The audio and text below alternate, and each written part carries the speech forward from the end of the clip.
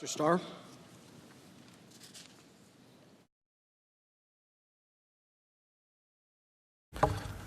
Thank you, Mr. Chief Justice, House managers, and staff, members of the Senate, the Majority Leader, and the Minority Leader. At the beginning of these proceedings on January 16, the Chief Justice administered the oath of office to the members of this body, and then again on Tuesday. In doing so, the Chief Justice was honoring the words of our Constitution, Article 1, Section 3. We all know the first sentence of that article by heart. The Senate shall have the sole power to try all impeachments. But then the constitutional text goes on to say this: when sitting for that purpose, they shall be on earth, oath or affirmation. That oath or affirmation in turn requires each member of the Senate to do impartial justice. Now, this constitutionally administered oath or affirmation has been given in every proceeding in this body since 1798. Indeed, to signify the importance of the occasion, the Senate's more recent traditions call for you, as you did, to sign the book. And that book is not simply part of the record, it's entrusted to the National Archives. In contrast, members of the House of Representatives do not take an oath in connection with impeachment. The framers of our Constitution well knew when an oath or affirmation should be required. The Senate, yes. The House, no. And thus, each member of the world's greatest deliberative body now has special, indeed unique, duties and obligations. Duties imposed under our founding document. During the Clinton impeachment trial 21 years ago in this chamber, the Chief Justice of the United States ruled in response to an objection that was interposed by Senator Tom Harkin of Iowa. The senators are not sitting as jurors, Senator Harkin noted. And the Chief Justice agreed with that proposition. Rather, the Senate is a court. In fact, history teaches us that for literally decades, this body was referred to in this context as the High Court of Impeachment. So we're not in a legislative chamber during these proceedings. We're in a tribunal. We're in court. In Federalist 78, Alexander Hamilton, who's been quoted frequently in these proceedings, but in Federalist 78, he was describing the role of courts, your role. And in doing so, he distinguished between what he called the exercise of judgment, on the one hand, which is what courts do, and the exercise of will or policy preferences, if you will. On the other hand, that's what legislative bodies do. According to Hamilton, courts were to be, in his word, impartial. There's that word again. And you know, that's a daunting task for judges struggling to do the right thing, to be impartial, equal justice under law. It's certainly hard in life to be impartial. In politics, it's not even asked of one to be impartial. But that's the task that the Constitution chose to impose upon each of you. And significantly, in this particular juncture in America's history, the Senate is being called to sit as the High Court of Impeachment all too frequently. Indeed, we are living in what I think can aptly be described as the age of impeachment. In the House, resolution after resolution, month after month, has called for the president's impeachment. How did we get here? With presidential impeachment invoked frequently in its inherently destabilizing as well as acrimonious way. Briefly told, the story begins 42 years ago.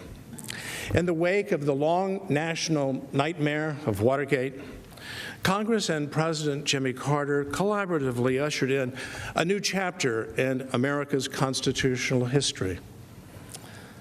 Together, in full agreement, they enacted the independent counsel provisions of the Ethics in Government Act of 1978.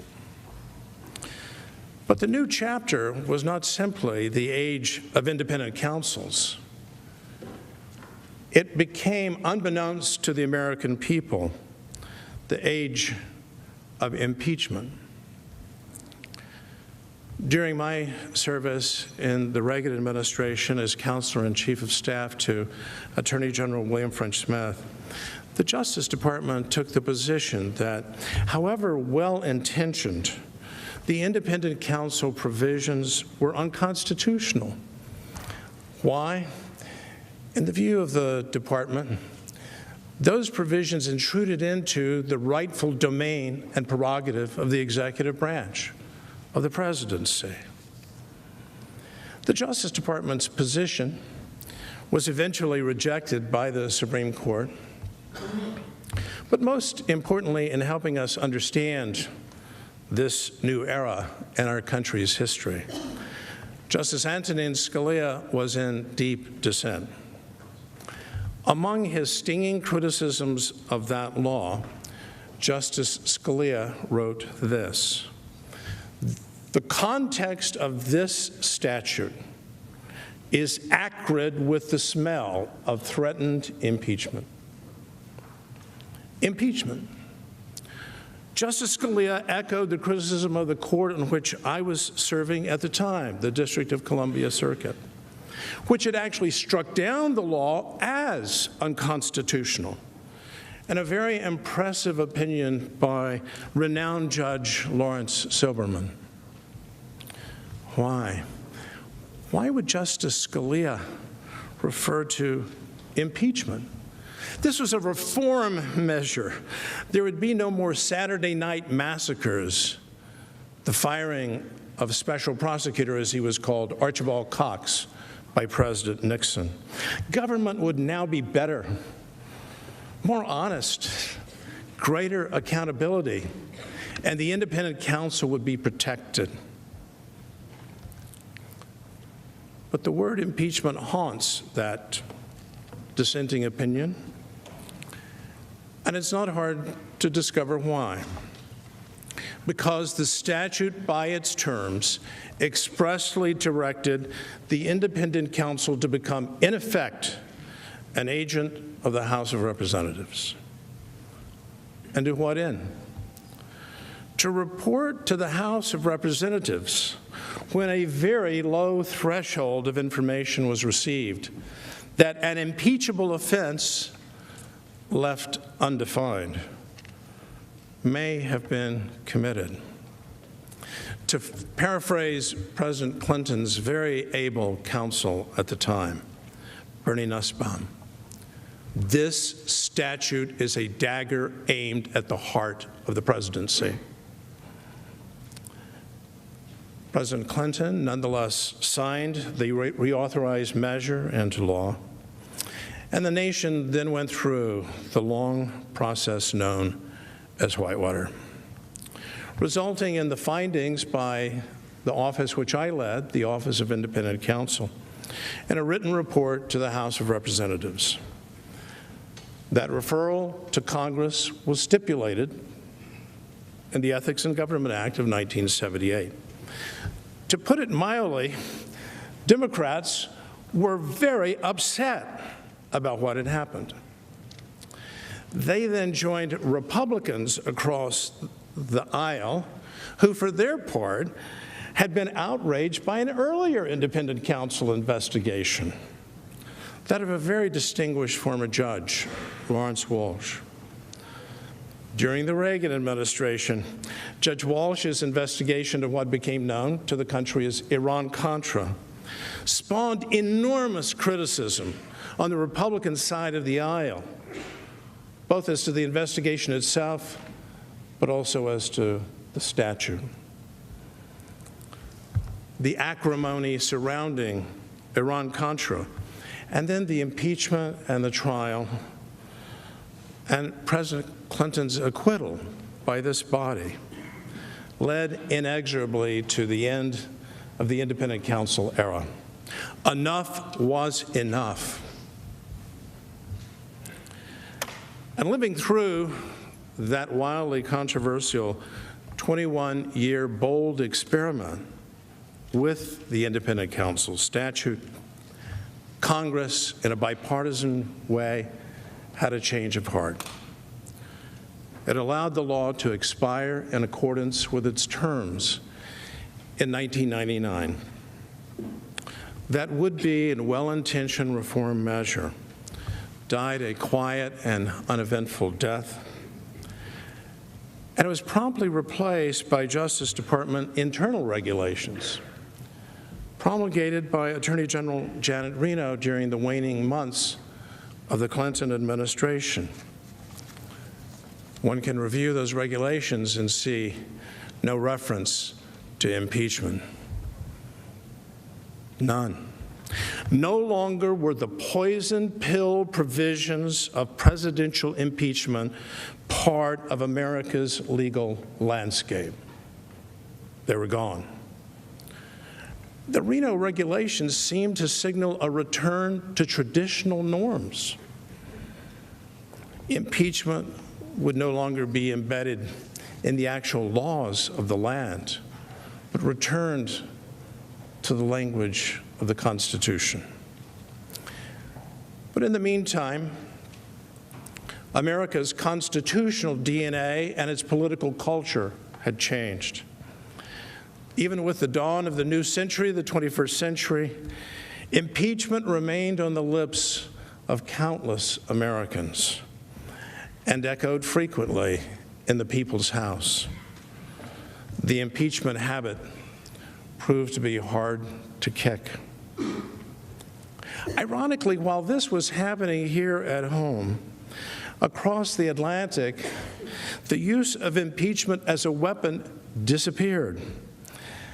In the United Kingdom, from which, of course, we inherited the process, impeachment was first used more than 2 centuries before those first settlers crossed the Atlantic. But upon thoughtful examination, a number of modern-day parliamentary committees looked and found impeachment to be obsolete. Among other criticisms, members of Parliament came to the view that the practice, which had last been attempted in Britain in 1868, fails to meet modern procedural standards of fairness. Fairness. As Sir William Mackay recently remarked, impeachment in Britain is dead.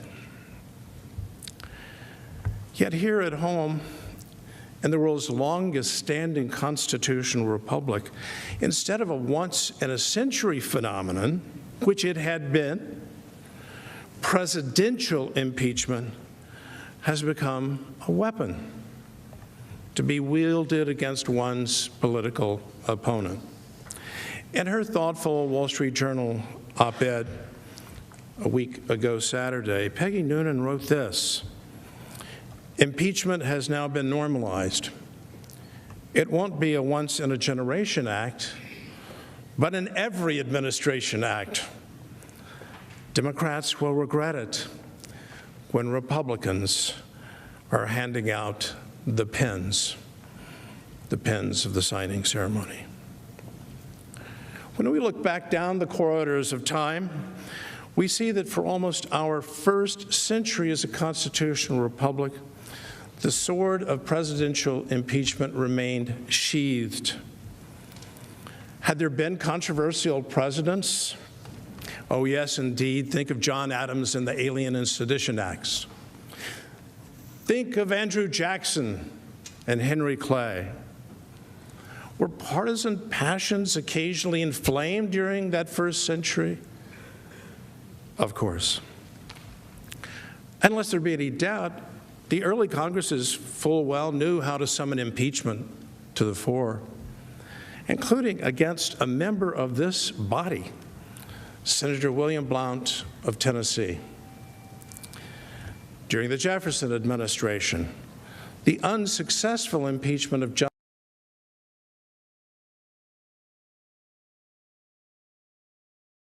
All right, folks, we just lost that shot here for us. Let me try to get that back rolling for you right here on News Now. Just drop the shot. There it is. Convulsion of the Civil War, the assassination of Mr. Lincoln, and the counter-Reconstruction measures aggressively pursued by Mr. Lincoln's successor, Andrew Johnson, to bring about the nation's very first presidential impeachment.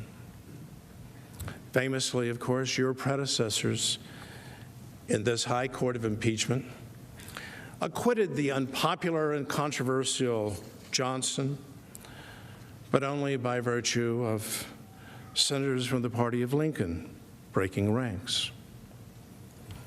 It was over a century later that the nation returned to the tumultuous world of presidential impeachment, necessitated by the rank criminality of the Nixon administration.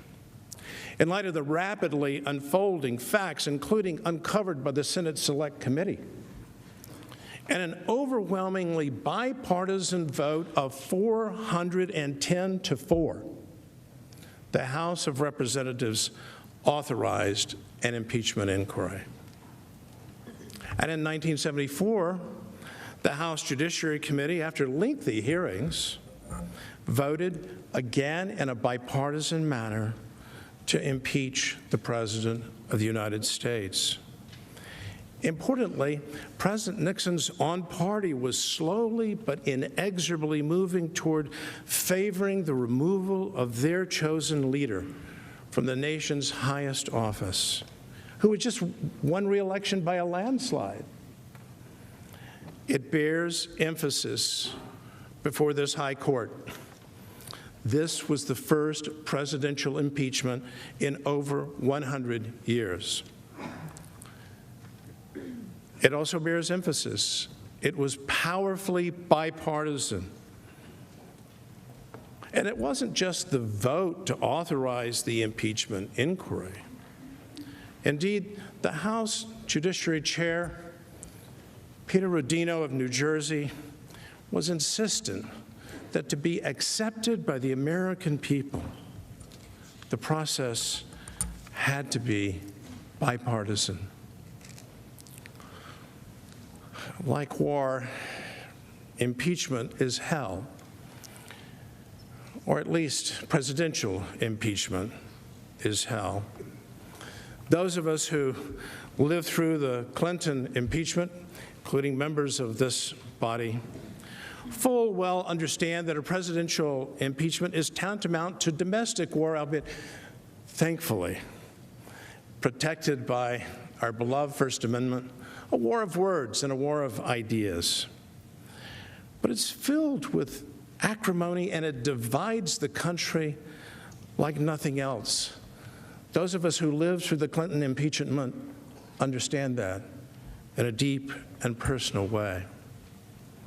Now, in contrast, wisely and judiciously conducted, unlike the United Kingdom, impeachment remains a vital and appropriate tool in our country to serve as a check with respect to the federal judiciary.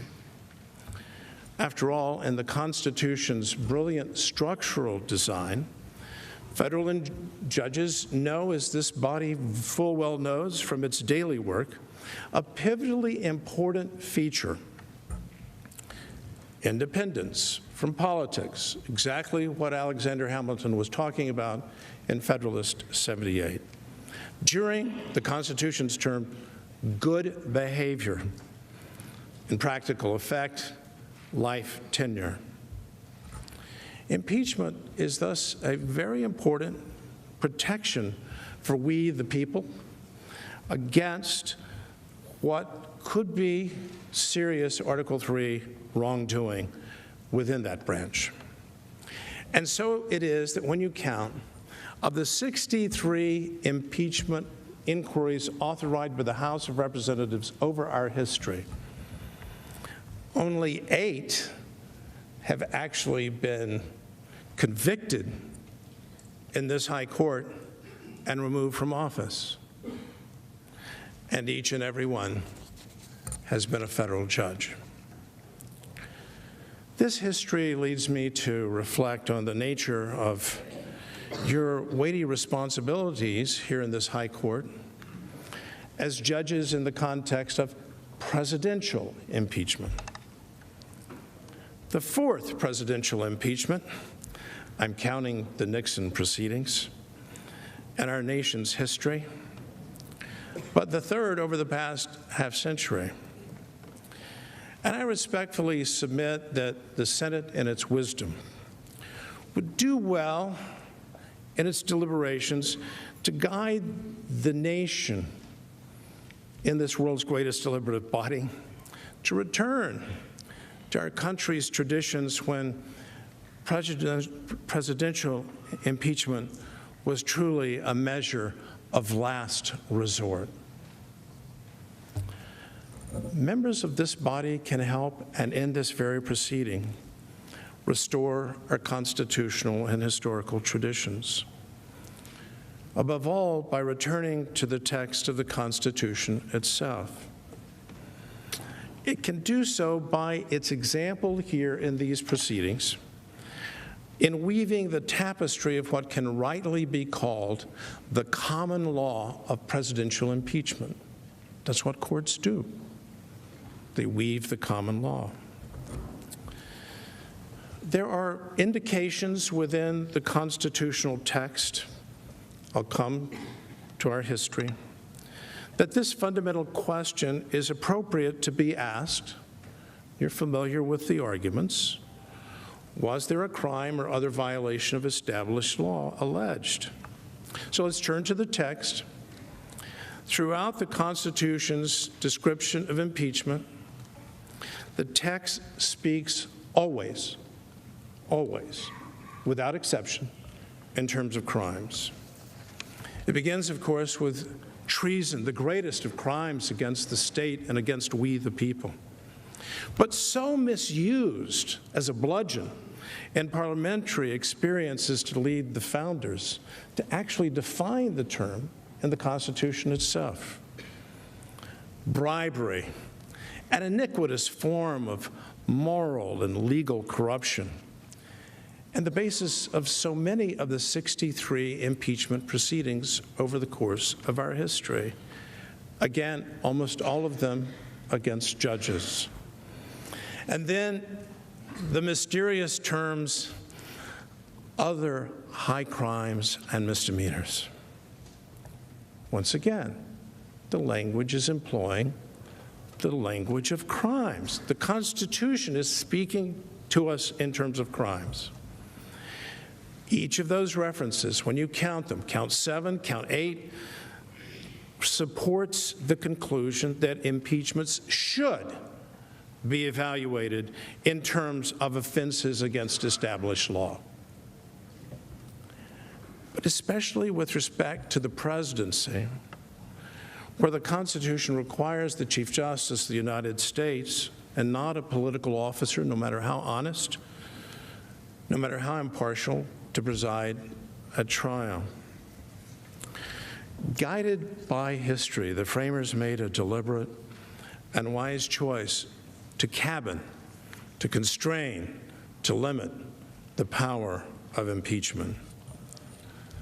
And so it was on the very eve of the impeachment of President Andrew Johnson.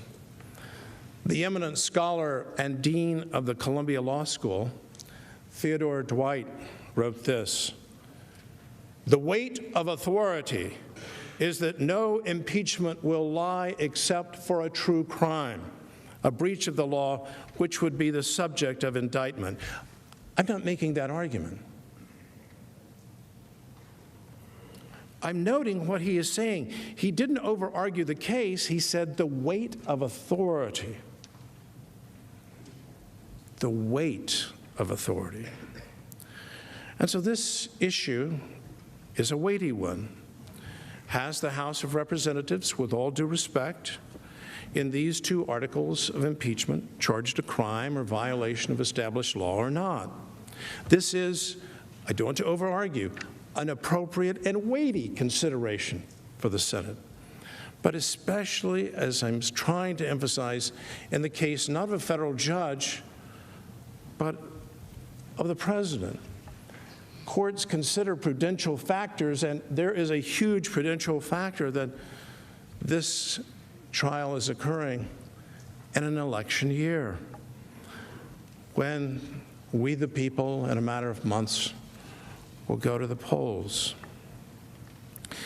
In developing the common law of presidential impeachment, this threshold factor, consistent with the constitutional text, consistent with the nation's history in presidential impeachments, as I'll seek to demonstrate, serves as a clarifying and stabilizing element.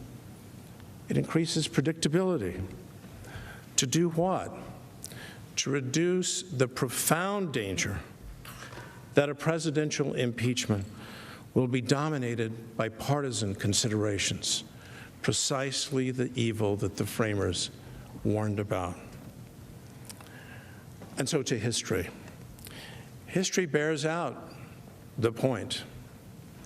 The nation's most recent experience, the Clinton impeachment, even though severely and roundly criticized, charged crimes. These are crimes proven in the crucible of the House of Representatives debate beyond any reasonable observer's doubt. So too the Nixon impeachment. The articles charged crimes. What about Article 2 in Nixon, which is sometimes referred to as abuse of power? Was that the abuse of power article? The precursor to Article 1 that is before this court? Not at all. When one returns to Article 2 in Nixon, approved by a bipartisan House Judiciary Committee, Article 2 of Nixon sets forth a deeply troubling story of numerous crimes. Not one, not two, numerous crimes carried out at the direction of the president himself.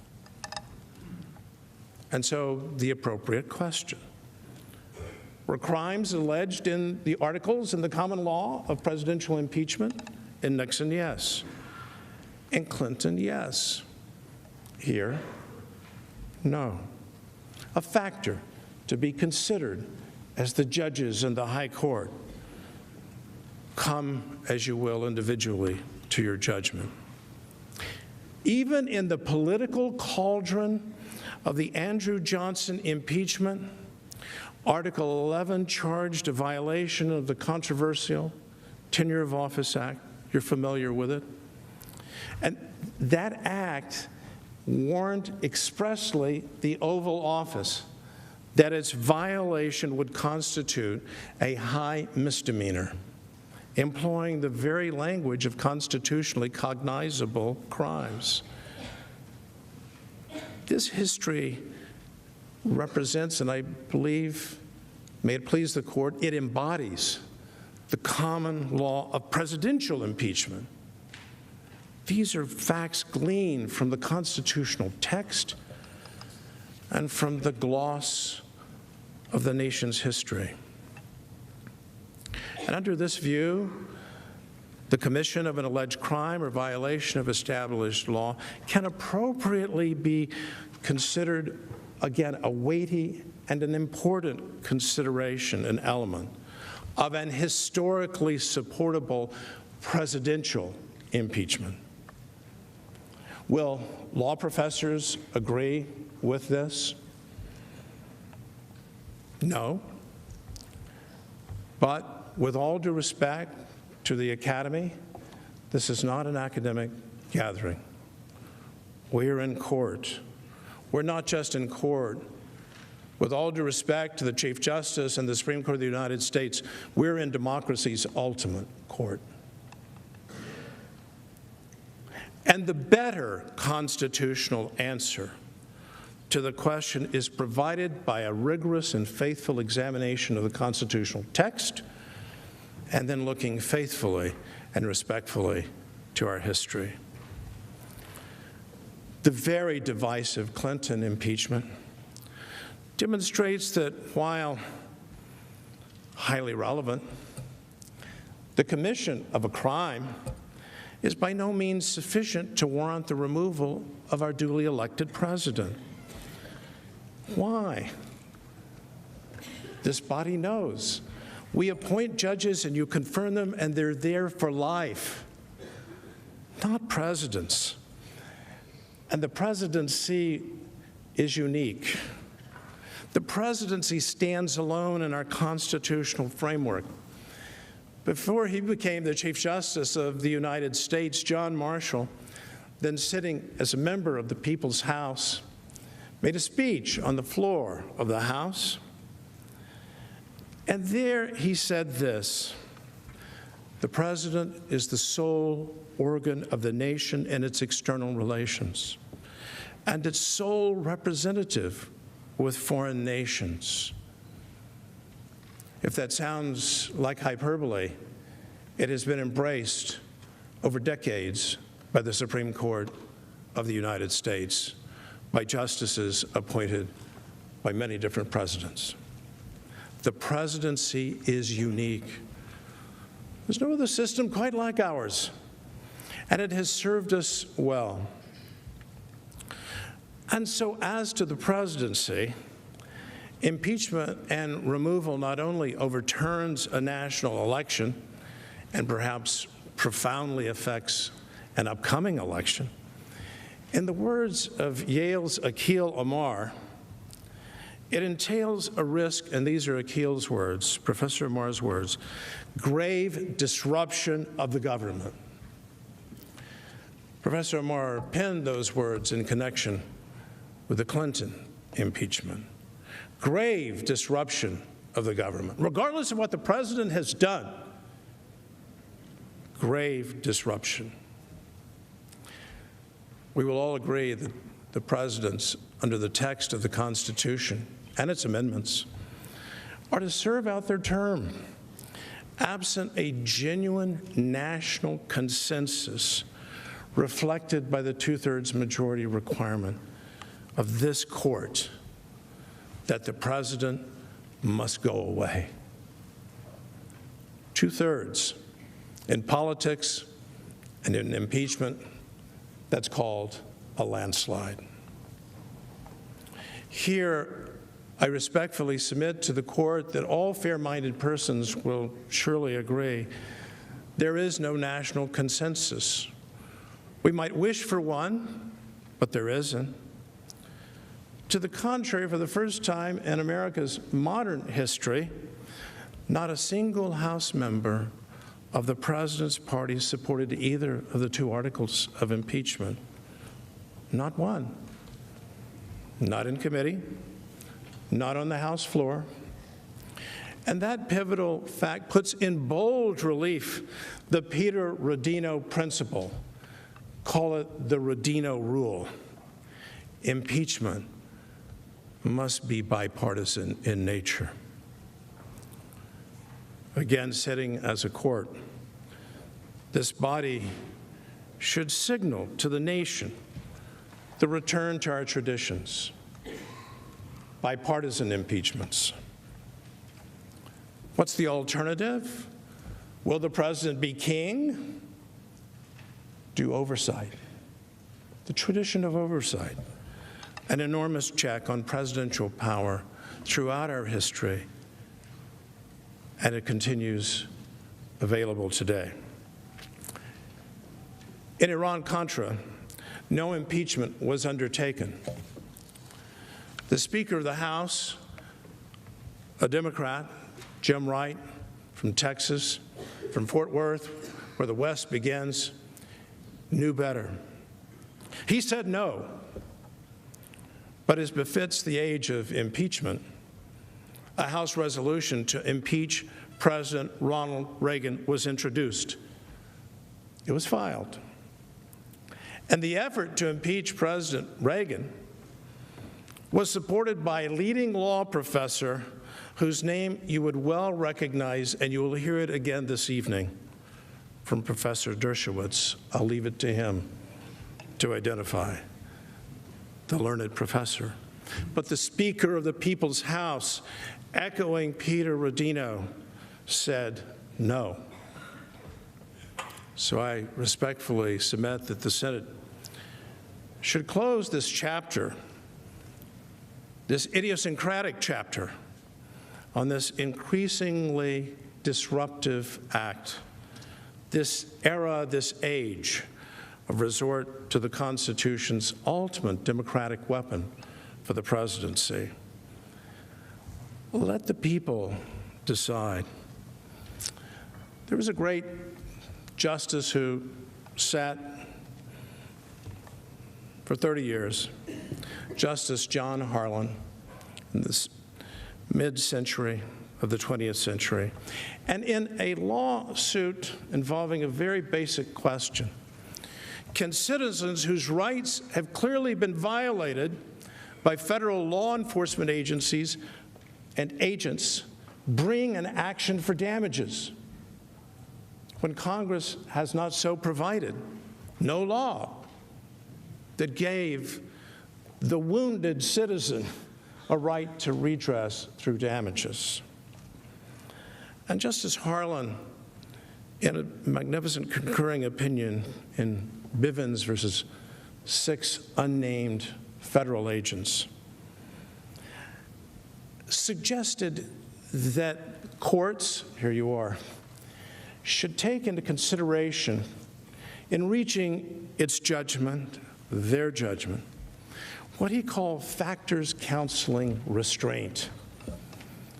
He was somewhat reluctant to say that we, the Supreme Court, should grant this right, that we should create it when Congress hasn't acted, and Congress could have acted, but it hadn't.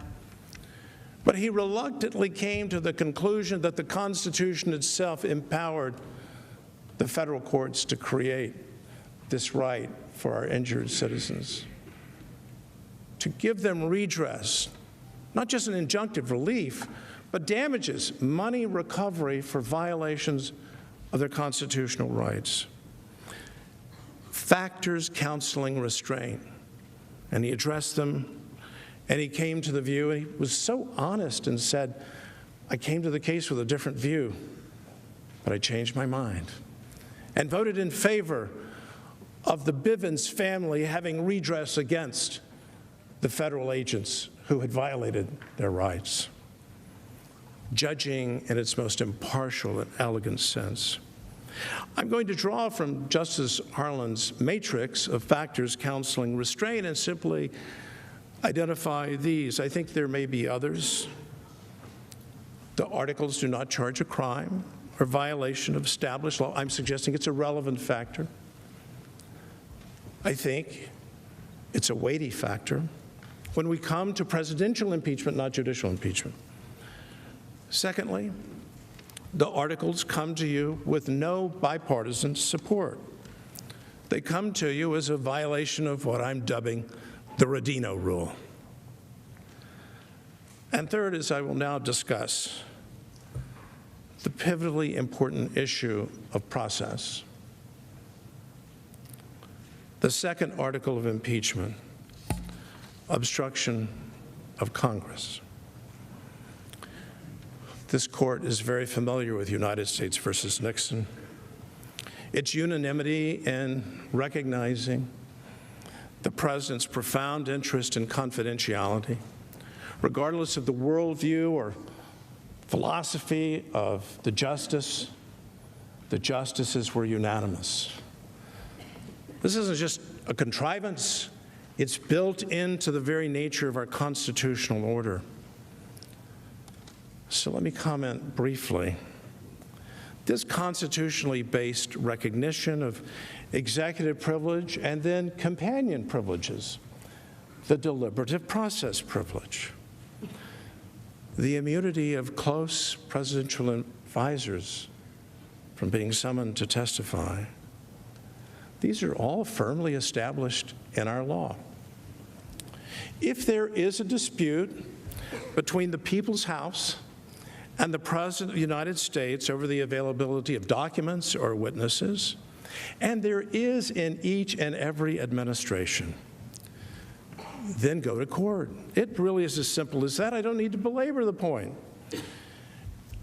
But here's the point I would like to emphasize.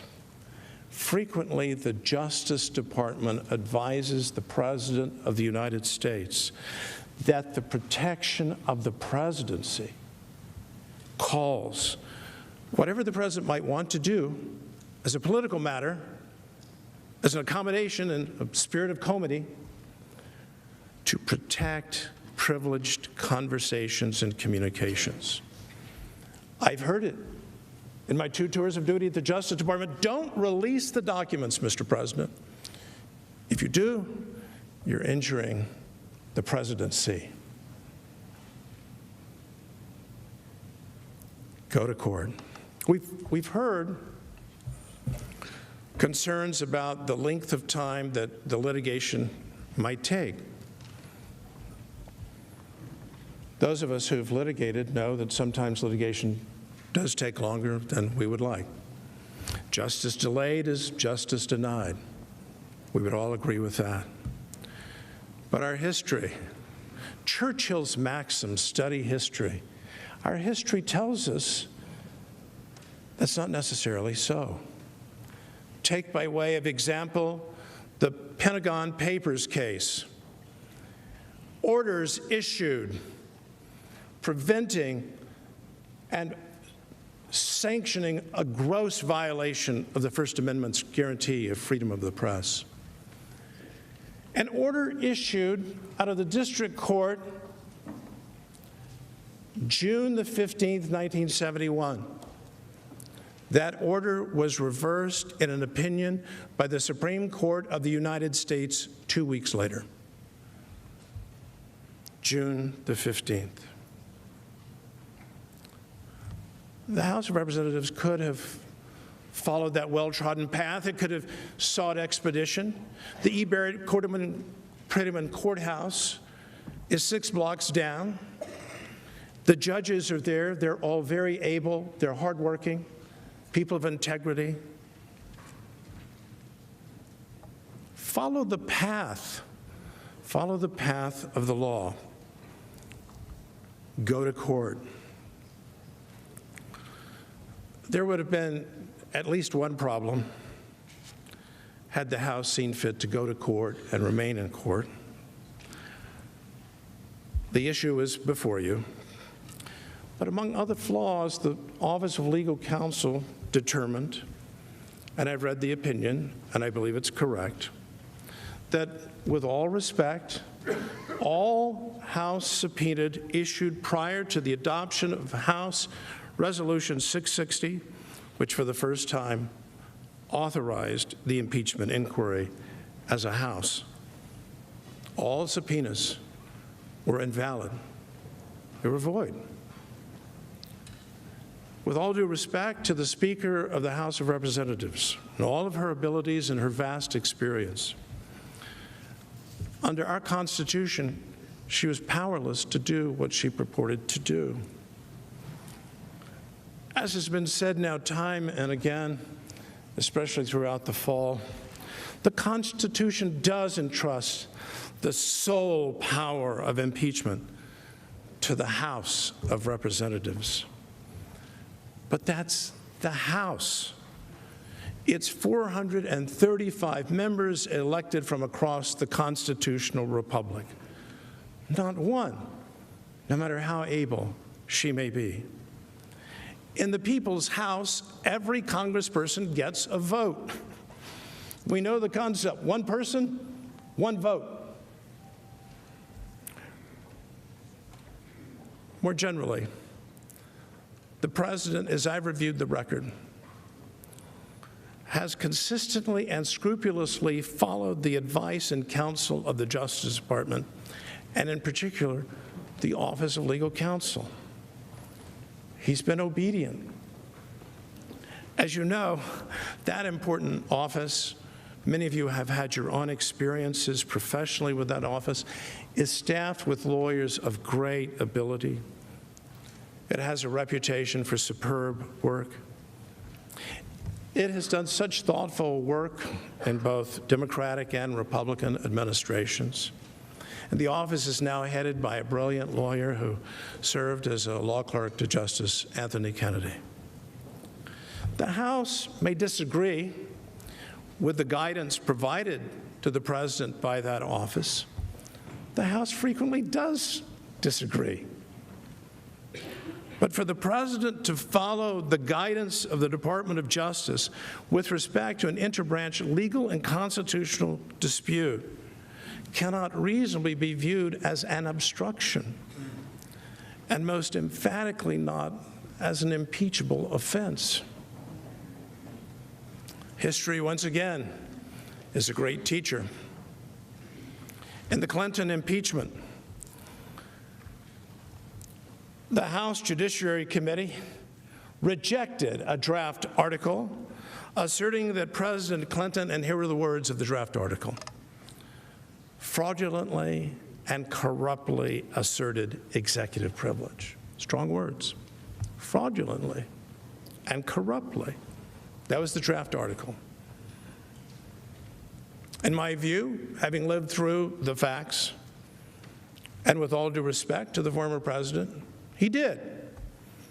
He did it time and again, month after month. We would go to court. We would win. And many members, not everybody, on the House Judiciary Committee agreed that the president had indeed improperly claimed executive privilege, rebuffed time and again by the judiciary. But at the end of the day, that committee, chaired, the Judiciary Committee of the House, chaired by Henry Hyde, wisely concluded that President Clinton's doing so should not be considered an impeachable offense. Here's the idea. It is not an impeachable offense for the President of the United States to defend the asserted legal and constitutional prerogatives of the presidency. This is, and I'm quoting here from page 55 of the President's trial brief, a function of his constitutional and policy judgments. Not just a policy judgment, but a constitutional judgment.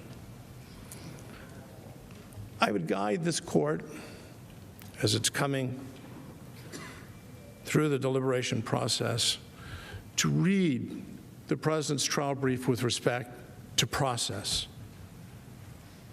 It was Justice Felix Frankfurter, confidant of FDR, brilliant jurist, who reminded America that the history of liberty is in large measure the history of process, of procedure. In particular, I would guide the High Court to the discussion of the long history of the House of Representatives, over 2 centuries, in providing due process protections in its impeachment investigations. It's a richly historical discussion. The good news is you can read the core of it in 4 pages, pages 62 to 66 of the trial brief.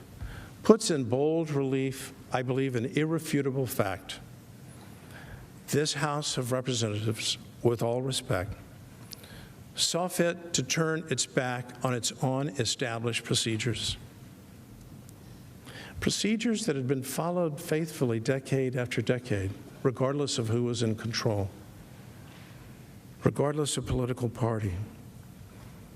All those procedures were torn asunder.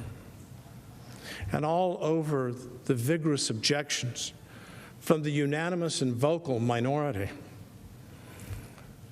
I need not remind this High Court that in this country, minority rights are important. Minority rights should be protected. Equal justice. But then again, the House members took no oath to be impartial. The Constitution didn't require them to say, by oath or affirmation, that we'll do impartial justice. When they chose to tear asunder their procedures, they were oathless. They could toss out their own rule book, raw power. And here we have, tragically for the country, and I believe tragically for the House of Representatives, in Article 2 of these impeachment articles, a runaway House.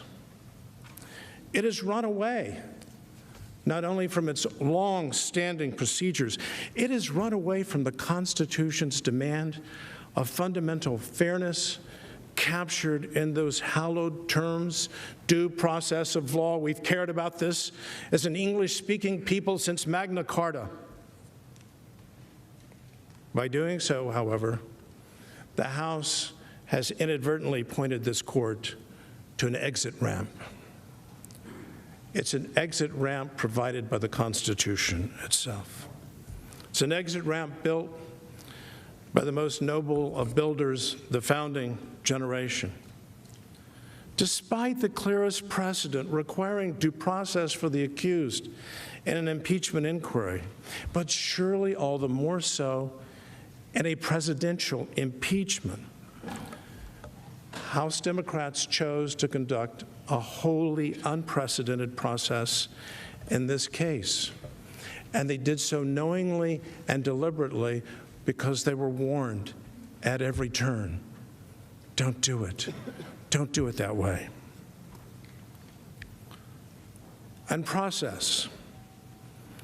The president being denied the basic rights that have been afforded to every single accused president in the history of the Republic, even to the racist Andrew Johnson, seeking to undo Mr. Lincoln's great legacy. He got those rights, but not here. Due process could have been honored. Basic rights could have been honored. The House rules, the House's traditions could have been honored. But what's done is done. These two articles come before this court, this high court of impeachment, dripping with fundamental process violations. When courts, and you're the court, are confronted with this kind of phenomenon, a train of fairness violations, courts in this country do the right thing. They do impartial justice. They invoke, figuratively or literally, the words of the preamble to America's Constitution. The very first order of our government, after to form a more perfect union, is to establish justice. To establish justice. Even before getting to the words to provide for the common defense, to promote the general welfare, to ensure domestic tranquility, the Constitution speaks in terms of justice, establishing justice. Courts would not allow this. They would not allow this because why? They knew and they know that the purpose of our founding instrument is to protect our liberties, to safeguard us, but to safeguard us as individuals against the powers of government. And why, in the benedictory words of the preamble,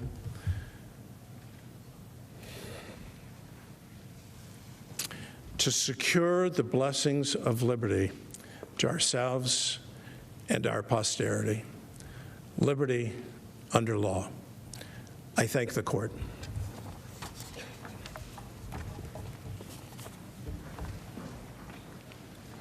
Mr. Sekulow?